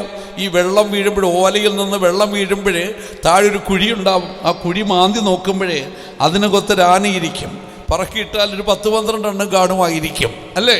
അതാ സംഭവിക്കുന്നത്. എന്താണ്? നിങ്ങൾക്കറിയാമല്ലോ, ആനയെക്കുറിച്ച് അറിയത്തില്ലേ? പ്രിയ മക്കളെ, പറഞ്ഞു വെറുതെ പ്രശംസിക്കുക ചെയ്യുന്നത് ഇല്ല.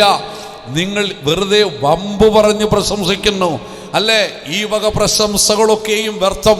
അത് മാത്രമല്ല, കൊരിന്ത്യർ ലേഖനത്തിലേക്ക് വരുമ്പോൾ 1 കൊരിന്ത്യർ 5-ാം അധ്യായത്തിൻ്റെ 6-ാം വാക്യത്തിൽ വിശുദ്ധ പൗലോസ് പറയുന്നത്, അസാരം പുളിമാവ് പിണ്ടത്തെ മുഴുവനും പുളിപ്പിക്കുന്നു. അത് പറയുമ്പോൾ തൊട്ടു മുമ്പ് പറയുകയാണ്, വായിച്ചാട്ടെ. നിങ്ങളുടെ പ്രശംസ നന്നല്ല, നിങ്ങളുടെ പ്രശംസ നന്നല്ല, അസാരം പുളിമാവ് പിണ്ടത്തെ മുഴുവനും നശിപ്പിക്കുന്നു. പ്രിയ മക്കളെ, അസാരം പുളിമാവ്, ഒരല്പം പുളിമാവുണ്ടെങ്കിൽ അത് പിണ്ടത്തെ മുഴുവനും പുളിപ്പിച്ചു കളയുന്നത് പോലെ നിങ്ങളുടെ പ്രശംസ. ജീവിതത്തിൽ നിങ്ങൾക്ക് ഒരുപാട് നല്ല ഗുണങ്ങളുണ്ട്. നിങ്ങളൊരു നല്ല മനുഷ്യനാണ്, നല്ല സ്വഭാവമുള്ളവരാണ്, സാധുക്കളെ സഹായിക്കുന്നവരാണ്, എളിയവരോട് ദയവുള്ളവരാണ്, ദൈവത്തിൻ്റെ വേലയ്ക്ക് ആശ്വാസമാണ്, പ്രാർത്ഥിക്കുന്ന മനുഷ്യനാണ്. പക്ഷെ ഒരൊറ്റ കുഴപ്പം, വാ തുറന്നാൽ എന്തും പൊങ്ങച്ചം പറഞ്ഞുകൊണ്ടിരിക്കും. വാ തുറന്നു കഴിഞ്ഞാൽ നികളവാണ്, പ്രശംസയാണ്. ഈ ഒരൊറ്റ പ്രശംസ കൊണ്ടാണ് നിന്റെ ജീവിതത്തിലെ സകല സ്വഭാവങ്ങളും നഷ്ടപ്പെട്ടു പോകുന്നത്, നിന്റെ ജീവിതത്തിൻ്റെ സകല മൂല്യങ്ങളും നശിപ്പിച്ചു കളയുന്നത്. വ്യക്തിപരമായി ആ ഒരു പ്രശംസ ഒഴിവാക്കി കഴിഞ്ഞാൽ ഒരുപാട് നല്ല ഗുണങ്ങളുണ്ട്. ചിലരെ നമുക്കറിയത്തില്ലേ, ഇങ്ങനെ എപ്പോഴും അവരുടെ കാര്യങ്ങളെ പറഞ്ഞിങ്ങനെ പ്രശംസിച്ച് ഉയർത്തി പറഞ്ഞുകൊണ്ടിരിക്കുന്നവരെ കാണുമ്പോൾ നമ്മളെന്ന് പറയും, അദ്ദേഹം ഒരു പൊങ്ങനാണ്, ഇങ്ങനെ വെറുതെ പറഞ്ഞുകൊണ്ടിരിക്കുകയല്ലേ. അത് കേൾക്കാൻ ആരെങ്കിലും ഇഷ്ടപ്പെടുമോ? നിങ്ങൾ ആരെങ്കിലും ഇഷ്ടപ്പെടും? ഒരാൾ വന്നിട്ട് അവരുടെ കുടുംബത്തെക്കുറിച്ചും അവരുടെ വിദ്യാഭ്യാസത്തെക്കുറിച്ചും അവരുടെ ജോലിയെക്കുറിച്ചും ഒക്കെ ഇങ്ങനെ പൊങ്ങച്ചം പറഞ്ഞുകൊണ്ടിരുന്ന നമ്മൾ ആരെങ്കിലും കേൾക്കാൻ ഇഷ്ടപ്പെടുമോ? നമ്മളിടയ്ക്ക് കൈയൊക്കെ അവിടെ നിവർത്തി കോട്ടുവായൊക്കെ ഇട്ട്, അല്ലേ, ചെവിയിലേക്ക് നമ്മൾ എവരിങ്ങനെ പറഞ്ഞുകൊണ്ടിരിക്കുകയും ചെയ്യും, അല്ലേ? പ്രിയ മക്കളെ, എത്രയോ നല്ല ഗുണങ്ങളുണ്ട്. ഈ നല്ല ഗുണങ്ങളെയെല്ലാം നശിപ്പിച്ചു കളയുന്നത് നിങ്ങളുടെ ജീവിതത്തിലെ പ്രശംസയാണ്. അതുകൊണ്ടാണ് വിശുദ്ധ പൗലോസ് പറയുന്നത്, ഈ വക പ്രശംസകളൊക്കെയും നിങ്ങൾ വെറുതെയാകുന്നു. അസാരം പുളിമാവ് പിണ്ടത്തെ മുഴുവനും നശിപ്പിച്ചു കളയുന്നു. ആകയാൽ നിങ്ങൾ വമ്പ് പറഞ്ഞ് പ്രശംസിക്കുന്നവരാവരുത്. 110-ാം സങ്കീർത്തനത്തിലേക്ക് വന്നാട്ടെ. 10-ാം സങ്കീർത്തനത്തിൻ്റെ 3-ാം വാക്യത്തിലേക്ക് വരുമ്പോൾ അവിടെ സങ്കീർത്തനക്കാരൻ പറയുന്നു, ദുഷ്ടൻ തൻ്റെ മനോരഥത്തിൽ പ്രശംസിക്കുന്നു. വായിച്ചു നോക്കിയാട്ടെ, 10-ാം സങ്കീർത്തനത്തിൻ്റെ 3-ാം വാക്യത്തിലേക്ക് വരുമ്പോൾ ദുഷ്ടൻ തൻ്റെ മനോരഥത്തിൽ പ്രശംസിക്കുന്നു. വായിച്ചു നോക്കിയാട്ടെ. ദുഷ്ടൻ ഉന്നത ഭാവത്തോടെ ദുഷ്ടൻ തന്റെ മനോരഥത്തിൽ പ്രശംസിക്കുന്നു. ദുഷ്ടൻ തന്റെ മനോരഥത്തിൽ പ്രശംസിക്കുന്നു. പ്രിയ മക്കളെ, നമ്മുടെ ആത്മീക ജീവിതത്തില് നമ്മൾ വളരെ മനസ്സിലാക്കേണ്ട ഒരു യാഥാർത്ഥ്യമാണ്, ദുഷ്ടൻ തന്റെ മനോരഥത്തിൽ പ്രശംസിക്കും. എന്താ മനോരഥം എന്ന് പറയുന്നത്? മനസ്സിനെ ഒരു രഥമാക്കി വിടുക, കയറൂരി അങ്ങ് വിടുക. കുതിര പായുമ്പോൾ ഈ രഥം പാഞ്ഞുകൊണ്ടിരിക്കുക. സങ്കല്പിച്ചു കൂട്ടുക, വെറുതെ ഇരിക്കുമ്പോൾ അങ്ങ് സങ്കല്പിക്കുകയാണ്, ഞാൻ ഇന്ത്യൻ പ്രധാനമന്ത്രിയാണെന്നൊക്കെ സങ്കല്പിച്ചു കൂട്ടും. അല്ലേ, ഞാൻ ബില്യനെയറാണ്, ഞാൻ ആരാണ്, ഞാൻ അദാനിയാണ്, അംബാനിയാണ്, കോടീശ്വരനാണെന്നൊക്കെ സങ്കല്പിച്ചോ. കാര്യം സങ്കല്പിക്കുന്നതിന് പ്രത്യേകിച്ച് ടാക്സ് ഒന്നും കൊടുക്കേണ്ട കാര്യമില്ല. എത്ര വേണമെങ്കിലും സങ്കല്പിക്കാം, അല്ലേ? എത്ര വേണമെങ്കിലും സങ്കല്പിക്കാം. ഇപ്പം സങ്കല്പത്തിൽ നിങ്ങൾ ബിൽഗേറ്റ്സ് ആവുന്നതിന് ഇൻകം ടാക്സ് ഒന്നും കൊടുക്കേണ്ട കാര്യമില്ല. എത്ര വേണമെങ്കിലും സങ്കല്പിക്കാം, അല്ലേ? സങ്കല്പിച്ച് വെറുതെ പ്രശംസിക്കുന്നവരുണ്ട് ഉന്നത ഭാവത്തോടെ. മനോരഥത്തിൽ അവർ നടക്കുമ്പോഴേ ഞാൻ വലിയ ആളാണെന്ന് പറഞ്ഞൊക്കെയാണ് നടക്കുന്നില്ലേ. മനോരഥത്തിൽ പ്രശംസിക്കുക. അവൻ്റെ സംസാരത്തിൽ ഇടപാടിലൊക്കെ ഞാൻ ഏതോ ഒരു വലിയൊരു ആളാണെന്നും പറഞ്ഞാൽ പോകുന്നത്. പ്രിയ മക്കളെ, സമൂഹം ഒരിക്കലും മാനിക്കത്തില്ല, ദൈവം ഒട്ടും തന്നെ മാനിക്കത്തില്ല. എനിക്ക് ഓർമ്മയുണ്ട്, കൊട്ടാരക്കര സെൻട്രൽ ഫെയ്ത്ത് ഹോമിലെ ഒരു മാസയോഗത്തിനൊരു വിശ്വാസി വന്നതായ രംഗം. ആ വിശ്വാസി അമേരിക്കയിൽ പോയിട്ട് വന്നതാണ്. അമേരിക്കയിൽ പോയിട്ട് വന്നപ്പോഴേ താൻ മാസയോഗത്തിന് വന്നപ്പോൾ പ്രത്യേക രീതിയിൽ, ഞങ്ങളൊക്കെ അന്ന് കൊച്ചുപദേശമാരായിട്ടിരിക്കുകയാണ്, എല്ലാവരും ചിരിക്കുന്നു, അങ്ങോട്ട് നോക്കി ചിരിക്കുന്നു. നോക്കിയപ്പോഴെന്താ ഒരു കാഴ്ച കണ്ടു. ഒരാൾ അമേരിക്കയിൽ നിന്ന് വന്നിരിക്കുകയാണ്. നല്ല ചൂടുള്ള സമയത്ത് കറുത്ത പാൻറ്, കറുത്ത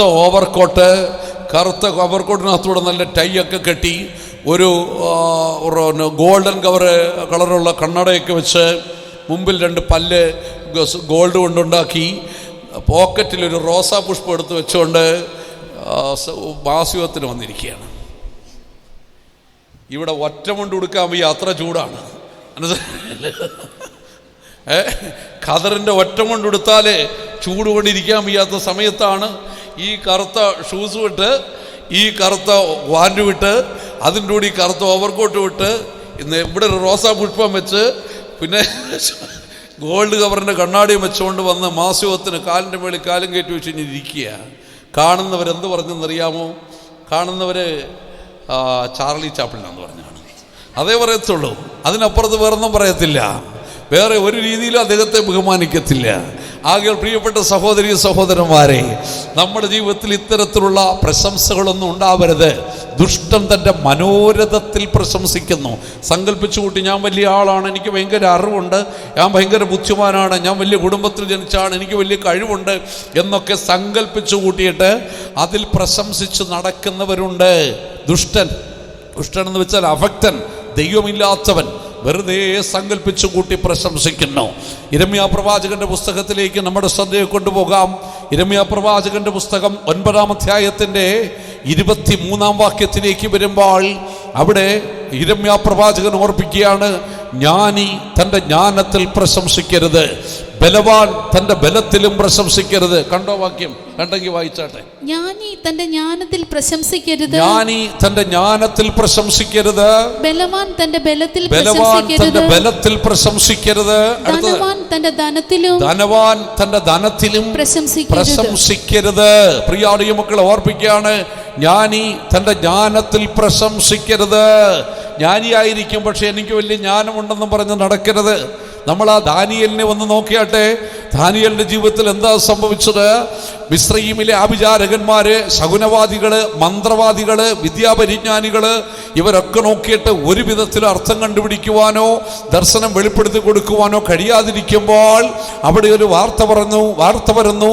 വിശുദ്ധ ദേവന്മാരുടെ ആത്മാവുള്ള ഒരാള് എവിടെയുണ്ട്? ഈ യഹൂദന്മാരുടെ ഇടയിലുണ്ട്. അവൻ ജഡവാസമില്ലാത്ത ദേവനാണ്. അവനെ വിളിച്ചു കൊണ്ടുവന്നാൽ ദർശനവും അർത്ഥവും പറഞ്ഞു തരൂ. ദാനിയേലിനെ വിളിച്ചുകൊണ്ട് മുമ്പിൽ നിർത്തി. ദാനിയേലിന്റെ സ്ഥാനത്ത് നമ്മളായിരുന്നെങ്കിലും ഒന്ന് ചിന്തിച്ചു നോക്ക്. നമ്മുടെ നിപ്പും പാവമൊക്കെ യവന്മാരെല്ലാം ഇങ്ങനെ തോറ്റു തുന്നമ്പാടി ഇരിക്കുമ്പോൾ നമ്മളാണെങ്കിൽ കോളറൊക്കെ മേലോട്ട് അങ്ങോട്ട് വെച്ച് പിന്നെ ഒന്നുകൂടെ കൈയൊക്കെ പുറകെ കെട്ടി കണ്ണടയൊക്കെ എടുത്ത് വെച്ചിട്ട് എനിക്കെല്ലാം അറിയാത്ത ഭാവത്തിൽ നിന്നേനെ. പക്ഷെ പാവം ദാനിയേൽ പറഞ്ഞു, എനിക്ക് ഈ നിൽക്കുന്ന ഈ സഹനവാദികളെക്കാളും മന്ത്രവാദികളെക്കാളും ആഭിചാരന്മാരന്മാരെക്കാളും ഈ പണ്ഡിതന്മാരെക്കാളും ഒന്നും വലിയ അറിവൊന്നുള്ള മനുഷ്യനൊന്നും അല്ല, എനിക്കെനക്ക് വലിയ അറിവുള്ള മനുഷ്യനൊന്നും അല്ല, മറിച്ച് രഹസ്യങ്ങളെ വെളിപ്പെടുത്തി തരുന്ന ഒരു ദൈവം ഉണ്ട്. ആ ദൈവത്തിൻ്റെ നാമത്തിൽ ഞാൻ പറയാം, അല്ലാതെ എനിക്ക് വലിയ അറിവോ എനിക്ക് വലിയ ജ്ഞാനമോ ഒന്നും ഉള്ള മനുഷ്യനൊന്നുമല്ല. പ്രിയ മക്കളെ, ആ ദാനിയേലിൻ്റെ താഴ്മ നമ്മൾ മനസ്സിലാക്കി നോക്കണം. നമ്മുടെ ആത്മീയ ജീവിതത്തിൽ നമ്മളത് കണ്ടുപിടിക്കണം. നമ്മൾ ജ്ഞാനി തൻ്റെ ജ്ഞാനത്തിൽ പ്രശംസിക്കരുത്, ബലവാൻ തൻ്റെ ബലത്തിൽ പ്രശംസിക്കരുത് എന്ന് വെച്ചാൽ ഏതു മനുഷ്യനും ഉറച്ചു നിന്നാൽ എന്താണ്? ഒറ്റ ശ്വാസം അല്ലേ? ഒരു മിനിറ്റിൽ ഏതാണ്ട് 10-70 പ്രാവശ്യം ശ്വാസോച്ഛ്വാസം നടത്തുന്നുണ്ട്. മേലോട്ട് ഇങ്ങനെ വലിക്കുന്നു, താഴോട്ട് ഇങ്ങനെ വിടുന്നുണ്ട്. ഇതിങ്ങനെ വലിച്ചു വിടുന്നതിനിടയിൽ ഒരു പ്രാവശ്യം ഒരു ശ്വാസം ഒന്ന് ബ്ലോക്കായാൽ മതി, നിന്റെ കച്ചവടം തീരും. സകല നികളവും സകല അഹങ്കാരവും സകല പ്രശംസയും സകല സ്വാർത്ഥതയും ഒരു നിമിഷം കൊണ്ട് ഇങ്ങനെ ഒരു വെള്ള തുണിയെടുത്ത് തലയിൽ കൂടെ ഒറ്റ കെട്ട് കെട്ടും, മൂക്കിലോട്ട് 2 പഞ്ഞിയും വെച്ച് തരും, സംഗതി തീർന്നു. ഇത്രയേ ഉള്ളൂ. ഏത് മനുഷ്യനും ഉറച്ചു നിന്നാൽ ഒരൊറ്റ ശ്വാസം ബലവാനാണെന്ന് പറയാൻ കഴിയരുത്. കാരണം ജിമ്മിൽ പോയിട്ട് ജിമ്മിൽ ട്രെയിനിങ് ചെയ്തുകൊണ്ടിരിക്കുമ്പോൾ അവിടെ നെഞ്ചുവേദന വന്നിട്ട് കുഴഞ്ഞു വീണ് മരിച്ചിട്ടുള്ളവരുണ്ട്, കുഴഞ്ഞു വീണ് മരിക്കുന്നവർ. നിങ്ങൾ ശ്രദ്ധിച്ചു നോക്കണം. ചില പ്രഭാതത്തിൽ നടക്കാൻ പോകുമ്പോൾ നടക്കുന്നതിനിടയിൽ കുഴഞ്ഞു വീണ് മരിക്കുന്ന മനുഷ്യൻ, ഒന്നും പറയാൻ സാധിക്കത്തില്ല നമുക്ക്. പ്രിയാടിയ മക്കളെ, ബലവാൻ തൻ്റെ ബലത്തിൽ പ്രശംസിക്കരുത്, ജ്ഞാനി തൻ്റെ ജ്ഞാനത്തിൽ പ്രശംസിക്കരുത്, ധനവാൻ തൻ്റെ ധനത്തിലും പ്രശംസിക്കരുത്. പണമുണ്ടെന്നും പറഞ്ഞ് എന്താ കാര്യം? നിങ്ങൾ ചിന്തിച്ച് നോക്കിയാട്ടെ. പണത്തിന് നമ്മെ സഹായിക്കുവാൻ കഴിയുമോ? പണത്തിനൊരിക്കലും നമ്മെ സഹായിക്കാൻ കഴിയത്തില്ല. പണത്തിനെ കൊണ്ട് കഴിയുന്നത് അത്യാവശ്യം നമുക്ക് അല്പനേരത്തെ വിശപ്പിനുള്ള ഭക്ഷണം വാങ്ങിത്തരാൻ കഴിയും, നമ്മുടെ നഗ്നത മറയ്ക്കുവാനുള്ള വസ്ത്രം വാങ്ങിത്തരുവാൻ സാധിക്കും, ഒരുപക്ഷെ യാത്ര ചെയ്യുവാൻ വാഹനം വാങ്ങിത്തരുവാൻ സാധിക്കും. അതിനപ്പുറത്ത് പണം കൊണ്ട് എന്ത് പ്രയോജനം? വൈദ്യശാസ്ത്രം കൈമലർത്തി കാണിക്കും. പ്രിയ മക്കളെ, നമ്മുടെ സമ്പത്തിന് നമ്മളെ രക്ഷിക്കുവാൻ കഴിയാത്ത അവസ്ഥയുണ്ടായിത്തീരും. സമൂഹത്തിൽ എത്രയോ ഉന്നതരായ മനുഷ്യർ, എത്രയോ കോടാനുകോടി സ്വത്തിൻ്റെ ആസ്തിയുള്ളവർ, അവിടെ സമ്പത്തിനവരെ രക്ഷിക്കുവാൻ കഴിയാതെ വിടുകയ്യരായി ലോകം വിട്ട് നിരാശയോടെ പോയിട്ടുള്ള കാഴ്ച നമുക്കറിയാൻ സാധിക്കും. ആകയാൽ നമ്മൾ സമ്പത്തിൽ പ്രശംസിക്കരുതേ. പ്രിയ മക്കളെ, ഇതിലൊന്നും നമ്മൾ പ്രശംസിക്കുന്നവരായി തീരരുത്.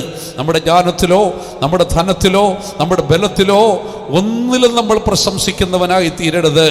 ആകയാൽ 49-ാം സങ്കീർത്തനത്തേക്ക് വരുമ്പോൾ അതിൻ്റെ 6-ാം വാക്യത്തിൽ നമ്മൾ വായിക്കുന്നു. 49-ാം സങ്കീർത്തനത്തിൻ്റെ 6-ാം വാക്യത്തിലേക്ക് വരുമ്പോൾ അവിടെ വായിക്കുന്നത്, വായിച്ചാട്ടെ. അവർ തങ്ങളുടെ സമ്പത്തിൽ ആശ്രയിക്കുകയും ധനസമൃദ്ധിയിൽ പ്രശംസിക്കുകയും ചെയ്യും. അവിടെ ധനസമൃദ്ധിയിൽ പ്രശംസിക്കുന്ന ലൗകിക പുരുഷന്മാരെ കുറിച്ച് നമുക്ക് കാണുവാൻ സാധിക്കുന്നു. ലൗകിക പുരുഷന്മാർ അവരുടെ സമ്പത്തിൽ ആശ്രയിക്കുന്നു, ധനസമൃദ്ധിയിൽ പ്രശംസിക്കുകയും ചെയ്യുന്നു. പ്രിയ മക്കൾ, ഒരു ദൈവ പൈതൽ ഒരിക്കലും അങ്ങനെയുള്ളവനാവരുത്. മറിച്ച് ദൈവ പൈതൽ എങ്ങനെയുള്ളവനായിരിക്കണം?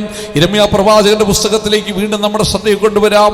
9-ാം അധ്യായത്തിന്റെ 23-ാം വാക്യത്തിലേക്ക് വരുമ്പോൾ, ഞാൻ ഇതിൻ്റെ ജ്ഞാനത്തിലും ബലവാൻ തൻ്റെ ബലത്തിലും ധനവാൻ തൻ്റെ ധനത്തിലും പ്രശംസിക്കരുത് എന്ന് പറഞ്ഞിട്ട് പറയുന്നു, പ്രശംസിക്കുന്നവനോ എന്തിൽ പ്രശംസിക്കണം?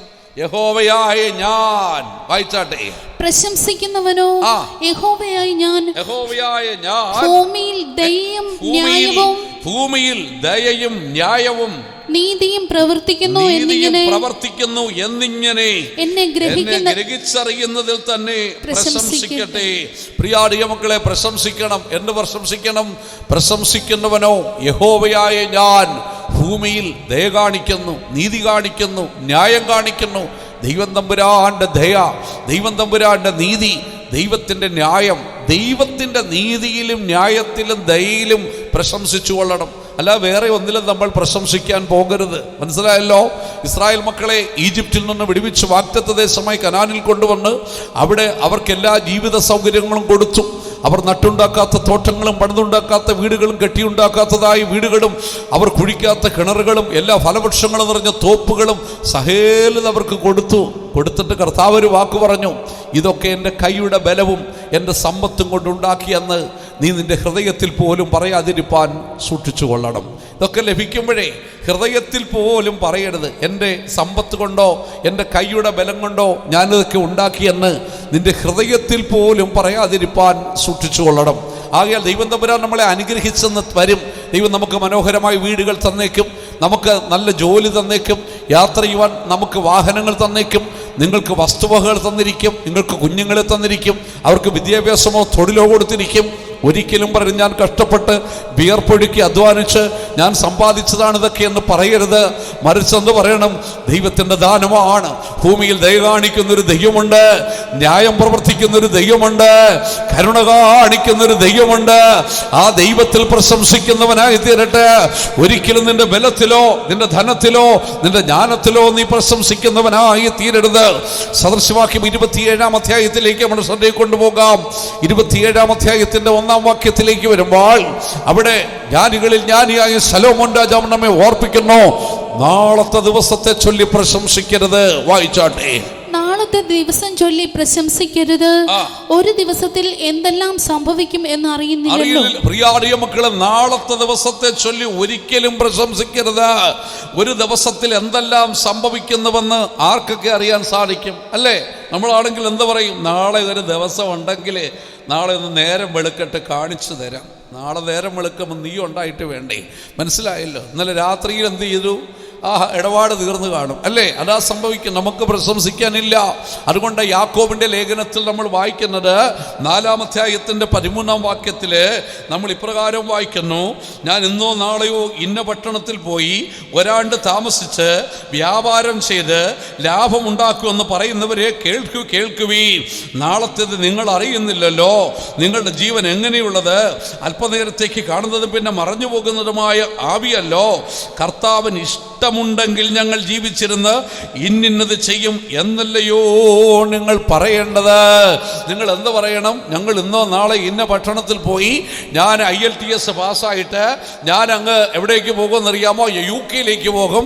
UK പോയി കുറച്ച് ജോലിയൊക്കെ ചെയ്ത് ഓവർ ടൈം ഒക്കെ ചെയ്ത് ഞാനൊരു 4 വർഷം അവിടെ നിന്ന് സമ്പത്തുണ്ടാക്കി ഇവിടെ കൊണ്ടുവന്ന് 5 ഏക്കർ റബ്ബറും തോട്ടം ഞാൻ വാങ്ങിക്കും. അതിനുശേഷം ഞാൻ 2800 സ്ക്വയർ ഫീറ്റ് വീടും ഒരു ഓടിക്കാറും വാങ്ങിച്ചിട്ട് ഞാൻ സഹായകത്തിനൊരു വരക്കമുണ്ട്, അല്ലേ? പറയുന്നവരെ കേട്ടുകൊള്ളി. ഇന്നോ നാളെയോ ഞാൻ ജീവിച്ചിരുന്ന് ഇന്ന പട്ടണത്തിൽ പോയി ഒരാണ്ട് കഴിച്ച് വ്യാപാരം ചെയ്ത് ലാഭമുണ്ടാക്കുമെന്ന് പറയുന്നവരെ കേട്ടുകൊള്ളുവീൻ. ഇല്ല, നാളത്തേത് മാഞ്ഞു പോകുന്ന രാവി, നിന്റെ പ്രാണൻ മാഞ്ഞു പോകുന്ന രാവിയാണ്. അതുകൊണ്ട് നാളത്തെ ദിവസത്തെ ചൊല്ലി എന്ത് ചെയ്യരുത്? ഇന്ന് ചെയ്യാനുള്ള കാര്യങ്ങൾ ഇന്ന് ചെയ്തോണം, നാളത്തേക്ക് മാറ്റിവെക്കരുത്. നാളത്തെ ഒരു ദിവസം എന്തെല്ലാം സംഭവിക്കുന്നുവെന്ന് ആർക്കും പറയാൻ സാധിക്കത്തില്ല. അതാ മനുഷ്യൻ്റെ അവസ്ഥ. നാളെ നമ്മുടെ ജീവിതത്തിൽ എന്തൊക്കെ കരുതി വെച്ചിരിക്കുന്നു, ആരൊക്കെ ഈ ഭൂമുഖത്തുണ്ടായിരിക്കും, നമുക്ക് ആർക്കും പറയുവാൻ സാധിക്കത്തില്ല. അതുകൊണ്ട് നാളത്തെ ദിവസത്തെ ചൊല്ലി ഒരിക്കലും നമ്മൾ പ്രശംസിക്കരുത്. നാളെ ഞാൻ സമ്പന്നനാകുമെന്ന് നമ്മൾ അഹങ്കരിക്കുന്നവരോ നിഗളിക്കുന്നവരോ ആയിത്തീരരുത്. ആകയാൽ പ്രിയ മക്കളെ, നാളത്തെ ദിവസത്തെ ചൊല്ലി നമ്മൾ പ്രശംസിക്കരുത്. 1 കൊരിന്ത്യർ 3-ാം അധ്യായത്തിന്റെ 21-ാം വാക്യത്തിലേക്ക് വരുമ്പോൾ 1 കൊരിന്ത്യർ 3-ാം അധ്യായം 21-ാം വാക്യത്തിലേക്ക് വരുമ്പോൾ അവിടെ വിശുദ്ധ പൗലോസ് നമ്മെ ഓർപ്പിക്കുകയാണ്, ആരും മനുഷ്യനിൽ പ്രശംസിക്കുന്നവരായിത്തീരരുത്. വായിച്ചാട്ടെ. ആകയാൽ ആരും മനുഷ്യരിൽ പ്രശംസിക്കരുത്. ആകയാൽ ആരും മനുഷ്യനിൽ പ്രശംസിക്കുന്നവരായി തീരരുത്. വളരെ ശ്രദ്ധിക്കേണ്ട ഒരു വിഷയമാണ്. മനുഷ്യനിൽ പ്രശംസിക്കുന്നവരായി തീരരുത്. നിങ്ങൾ ഒരുപക്ഷെ പ്രശംസിക്കുമായിരിക്കും, ഞാൻ ഏതായാലും എൻ്റെ കുഞ്ഞുങ്ങളെ പഠിപ്പിച്ച് വലുതാക്കി, അവർക്കൊക്കെ ജോലിയായി, എന്നെ നോക്കുവാനും സംരക്ഷിക്കുവാനും എൻ്റെ മക്കളുണ്ട്. വേണ്ട, ഇതിലൊന്നും നിങ്ങൾ പ്രശംസിക്കാൻ പോകണ്ട. എൻ്റെ ഡാഡി എന്നെ നോക്കിക്കൊള്ളും, അല്ലെങ്കിൽ എനിക്ക് എൻ്റെ ബന്ധുവുണ്ട്, എനിക്ക് എൻ്റെ സ്നേഹിതനുണ്ട്, നല്ല കോടീശ്വരനാണ്, എന്നെ സഹായിക്കും. പ്രിയ ദൈവമക്കളെ, മനുഷ്യനെ ചൊല്ലി പ്രശംസിക്കണ്ട. ചിലപ്പോൾ മനുഷ്യർ ഇന്ന് കാണുന്നത് പോലെ ആയിരിക്കത്തില്ല നാളെ നമ്മളോട് പെരുമാറുന്നത്. നമ്മളത് ചിന്തിച്ചു കൊള്ളണം.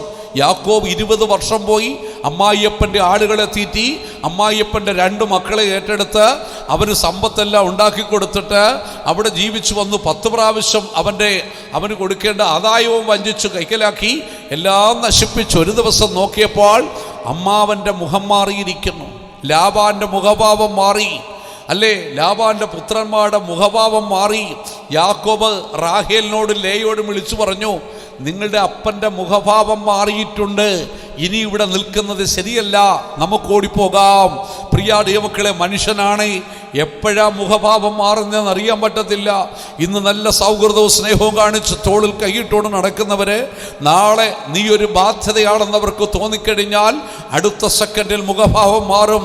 അതുകൊണ്ട് ഒരു മനുഷ്യനിൽ നീ ആശ്രയിക്കരുത്, മക്കളെ ആശ്രയിച്ച് ജീവിക്കരുത്, പ്രശംസിക്കരുത്.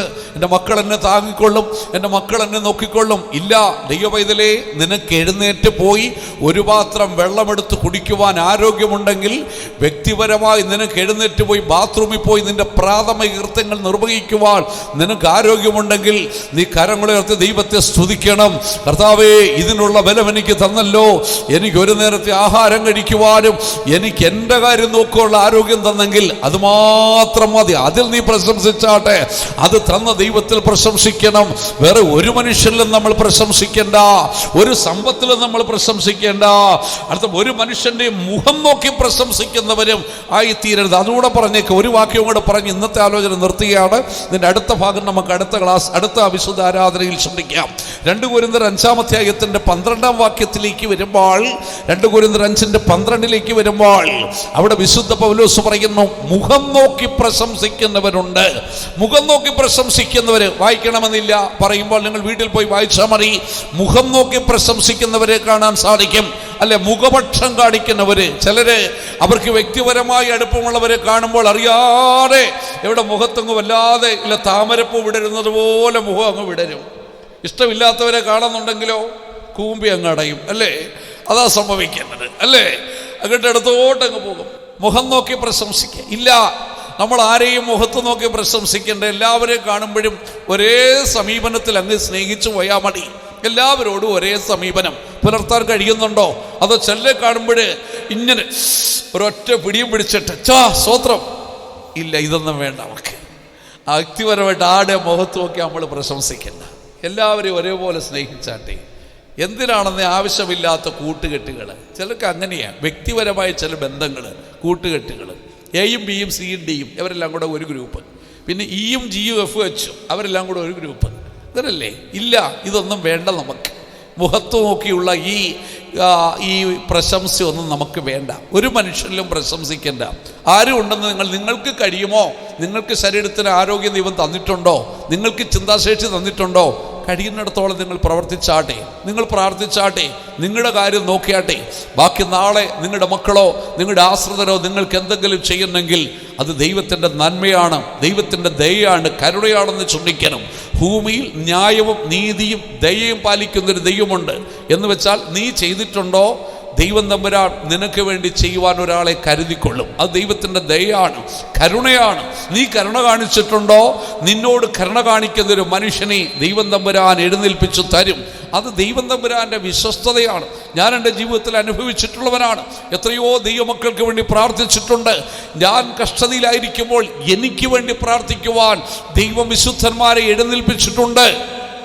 ഞാൻ കൊല്ലം ജില്ലയിൽ അഞ്ചൽ കർത്താവിൻ്റെ ശുശ്രൂഷ ചെയ്യുമ്പോൾ ശ്വാസഭവനത്തിൻ്റെ പണി നടക്കുന്ന ഒരു ദിവസം ശാരീരികമായി വളരെ ക്ഷീണിതനായി ഒരു രാത്രി ഞാൻ ഏതോ വലിയ ശാരീരികമായ കഷ്ടത്തിൽ അതിവേദനപ്പെട്ട് ഉറങ്ങുവാൻ കഴിയാതെ കട്ടിൽ കിടന്ന് ഞാൻ പുളയാണ്.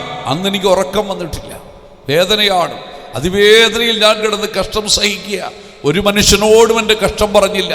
വെളുപ്പാങ്കാലത്ത് 4 മണിയായപ്പോൾ സ്തോത്രാരാധനയ്ക്ക് സഹോദരിമാർ എഴുന്നേറ്റു. അവർ പാട്ടുപാടി. അല്പം കഴിഞ്ഞപ്പോൾ ഞാനൊന്ന് മയങ്ങി. 6 മണിയായപ്പോൾ എൻ്റെ വാതിൽക്കൽ ആരോ തട്ടി വിളിക്കുന്നു. ഞാൻ ഉറക്കച്ചടവോടെ ചെന്ന് വാതിൽ തുറന്ന് നോക്കിയപ്പോൾ അഞ്ചൽ സഭയിലെ ഒരു പഴയ വിശ്വാസി ദൈവസഭയിലേക്ക് ചേർക്കപ്പെട്ട് ഇടമുളയ്ക്കൽ അവറാച്ചാനാണ്. ഞാൻ ചോദിച്ചു, അപ്പച്ച എന്താ രാവിലെ ഇവിടെ ബസ് കയറി ഇവിടം വരെ വരാൻ കാരണം എന്താ? ബസ് കയറി വരണം തനിക്ക് അവിടെ വരെ വരണമെങ്കിൽ. ഞാൻ ചോദിച്ചു എന്താ വരാൻ കാരണം? അപ്പോൾ ചോദിച്ചു, ഉപദേശിക്ക് എന്ത് പറ്റി? അവൻ എന്താ പച്ച? അല്ല, ഇന്നലെ രാത്രിയിൽ ഒരു വെളുപ്പാങ്കാലത്തിന് 3 മണി കഴിഞ്ഞപ്പോൾ എന്നെ ആരോ പെട്ടെന്ന് ഉറങ്ങിക്കിടന്ന് എന്നെ തട്ടി ഉണർത്തി. വിളിച്ചിട്ട് പറഞ്ഞു, നീ ഉറങ്ങാതെ എഴുന്നേറ്റ് പ്രാർത്ഥിക്കേ. ശ്വാസഭവനത്തിൽ കർത്താവിൻ്റെ ദാസൻ അതിവേദനപ്പെട്ട് കിടന്ന് കരയുന്നു, നീ എഴുന്നേറ്റിരുന്ന് പ്രാർത്ഥിക്കാൻ പറഞ്ഞു. ഞാൻ ആ നിമിഷം മുതൽ എഴുന്നേറ്റ് പ്രാർത്ഥിച്ചിട്ട് ഫസ്റ്റ് വണ്ടി വന്നപ്പോൾ ഞാൻ വന്നതാണ്. എന്താ സംഭവിച്ചതെന്നറിയാൻ എൻ്റെ കണ്ണ് നിറഞ്ഞു പോയി. പ്രിയാടിയ മക്കളെ, അർദ്ധരാത്രിയിൽ വെളുപ്പാങ്കാലത്ത് 3 മണിക്ക് ഉറങ്ങിക്കിടന്നൊരു ഭക്തനെ വിളിച്ച് എഴുന്നേൽപ്പിച്ചിരുത്തി പ്രാർത്ഥിച്ചപ്പോൾ ഞാൻ ശാന്തമായിട്ട് ഉറങ്ങുവാൻ തുടങ്ങി. നീ കഷ്ടതയിലാകുമ്പോൾ നിനക്ക് വേണ്ടി പ്രാർത്ഥിക്കുവാൻ ദൈവം തമ്പുരാൻ ഒരാളെ എഴുന്നേൽപ്പിക്കും. അത് ദൈവത്തിൻ്റെ നീതിയാണ്, ദൈവത്തിൻ്റെ കരുണയാണ്, ദൈവത്തിൻ്റെ വിശ്വസ്തതയാണ്. അത് നിങ്ങൾ മറന്നുപോകല്ലേ ദൈവമക്കളെ. അതുകൊണ്ട് വേറെ ഒന്നിലും നമുക്ക് പ്രശംസിക്കേണ്ട, നമുക്ക് ദൈവത്തിൽ പ്രശംസിക്കുന്നവരായി തീരാം. കണ്ണുകളെ അടച്ചാട്ടെ, മുഴങ്കാലുകളെ മടക്കിയാട്ടെ. കർത്താവിൻ്റെ സന്നിധിയിൽ നമുക്ക് വെറുതെ ആവശ്യമില്ലാത്ത പ്രശംസകളെല്ലാം ദൂരേക്ക് വലിച്ചെറിയാം. മറിച്ച് നമുക്ക് ദൈവത്തിൽ പ്രശംസിക്കാം, ദൈവത്തിൻ്റെ ദയയിൽ പ്രശംസിക്കാം, ദൈവത്തിൻ്റെ കരുണയിൽ പ്രശംസിക്കാം. ന്യായം പ്രവർത്തിക്കുന്ന ഒരു ദൈവമുണ്ടെന്ന് ഓർത്താ ദൈവത്തിൽ പ്രശംസിക്കുന്നവരായി തീരാം. ഇന്ന് പകൽക്കാലം ദൈവത്തിൻ്റെ ആത്മാവ് നിങ്ങളോട് സംസാരിച്ച വചനത്തിനൊത്തവണ്ണം പരിശുദ്ധാത്മാവ് നിങ്ങളുടെ കഴിഞ്ഞകാല ജീവിതങ്ങളിലെ ഏതെങ്കിലും പാപത്തിൻ്റെ പ്രകൃതങ്ങളെ ഓർമ്മപ്പെടുത്തി തരുന്നുവെങ്കിൽ, നിങ്ങളുടെ വ്യർത്ഥമായ പ്രശംസകൾ നിങ്ങളുടെ ജീവിതത്തിൽ ഉണ്ടായിരുന്നുവെന്ന് ദൈവത്തിൻ്റെ ആത്മാവ് നിങ്ങളെ ഓർപ്പിച്ചുണർത്തുന്നെങ്കിൽ, ഇന്ന് പകൽക്കാലം കർത്താവിനോട് ഏറ്റുപറ, കർത്താവേ, അസാരം പുളിമാവൻ്റെ ജീവിതത്തിലുണ്ടായിരുന്നു. കർത്താവ്, എന്നിൽ നിന്ന് പുളിമാവ് നീക്കിക്കളയണമേ. കഴിഞ്ഞ കാലങ്ങളിൽ ഞാൻ മനുഷ്യനിൽ പ്രശംസിച്ചിട്ടുണ്ട്, കഴിഞ്ഞ കാലങ്ങളിൽ ഞാൻ മുഖം നോക്കി പ്രശംസിച്ചിട്ടുണ്ട്, കഴിഞ്ഞ കാലങ്ങളിൽ എൻ്റെ സമ്പത്തിൽ പ്രശംസിച്ചിട്ടുണ്ട്, എൻ്റെ ബുദ്ധിയിൽ ഞാൻ പ്രശംസിച്ചിട്ടുണ്ട്, എൻ്റെ കുടുംബ പാരമ്പര്യങ്ങളിൽ ഞാൻ പ്രശംസിച്ചിട്ടുണ്ട്, എൻ്റെ ആരോഗ്യത്തിലും എൻ്റെ വിദ്യാഭ്യാസത്തിലും ഞാൻ പ്രശംസിച്ചിട്ടുണ്ട്. കർത്താവേ, കഴിഞ്ഞ കാലങ്ങളിൽ അക്ഷരികവും ലൗകികവും നശ്വരവുമായ കാര്യങ്ങളിൽ ഞാൻ പ്രശംസിച്ചു പോയിട്ടുണ്ട്. ആത്മീകമായ പല കാര്യങ്ങളിലും ഞാൻ പ്രശംസിച്ചു പോയിട്ടുണ്ട്. എൻ്റെ പ്രാർത്ഥനാ ജീവിതത്തിൽ പ്രശംസിച്ചിട്ടുണ്ട്, എൻ്റെ പ്രതിഷ്ഠയിൽ ഞാൻ പ്രശംസിച്ചിട്ടുണ്ട്, എൻ്റെ വിശ്വാസത്തിൽ ഞാൻ പ്രശംസിച്ചിട്ടുണ്ട്, എൻ്റെ ജീവിതത്തിൻ്റെ, എൻ്റെ കർത്താവേ, എൻ്റെ വിശുദ്ധ ജീവിതത്തിൽ ഞാൻ പ്രശംസിച്ചിട്ടുണ്ട്. ഇതൊക്കെയും തെറ്റാണെന്ന് മനസ്സിലാക്കുന്ന കർത്താവേ, ഞാൻ എൻ്റെ കർത്താവിൽ പ്രശംസിക്കട്ടെ. ഭൂമിയിൽ നീതി ന്യായവും ദൈവം നടത്തുന്ന ഒരു ദൈവമുണ്ട്, ആ ദൈവത്തിൽ ഞാൻ പ്രശംസിക്കട്ടെ. ഇന്ന് പകൽക്കാലം ദൈവം നമ്മുടെ ജീവിതത്തെ സമർപ്പിച്ചു കൊടുത്താട്ടെ. കർത്താവേ, നിനക്കിഷ്ടമുണ്ടെങ്കിൽ മാത്രം ഞാൻ ജീവിച്ചിരുന്ന് ഇന്നതിന്നത് ചെയ്യുമെന്ന് പറഞ്ഞാട്ടെ. എല്ലാവരെയും മക്കളും പറ, കർത്താവ്, എനിക്കൊന്നും പ്രശംസിക്കുവാനില്ല, നിനക്കിഷ്ടമുണ്ടെങ്കിൽ ഞാൻ ജീവിച്ചിരുന്ന് ഇന്നതിന്നത് ചെയ്യും. അത് മാത്രമേ എനിക്ക് പറയുവാനുള്ളൂ. പൂർണ്ണ സ്നേഹത്തിൻ രൂപമാണന്നേശുനാഥൻ, ഹൃദയം നിറയെ വാത്സല്യ സ്നേഹം പകരുന്ന നാഥൻ. ഒത്തിരി സ്നേഹിച്ചോരകലയായി മറയുമ്പോ